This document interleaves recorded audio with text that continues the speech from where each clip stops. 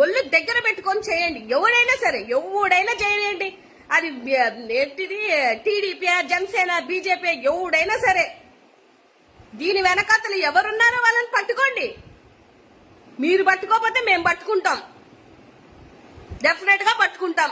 ఎవరైతే ఆ దుండగులు ఉన్నారో 24 గంటల్లో మీరు పట్టుకోకపోతే దాని తర్వాత కూడా ఆలోచించండి ఏం జరుగుతుందనేది. అన్నిటికీ ఏది పడితే అది మాట్లాడొద్దు ఎవడైనా సరే. అది ఒక మన రాజ్యాంగానికి అవమానించినట్టు. రాజ్యాంగం అంటే పొంది తెలుసు, అది తెలిసి సావదు. వచ్చి టింగుమని ఒక మెసేజ్లు పెట్టుకుంటారు. అగౌరవపరిచే హక్కు ఎవడిచ్చాడు మీ అందరికి? ఎవడిచ్చాడండి?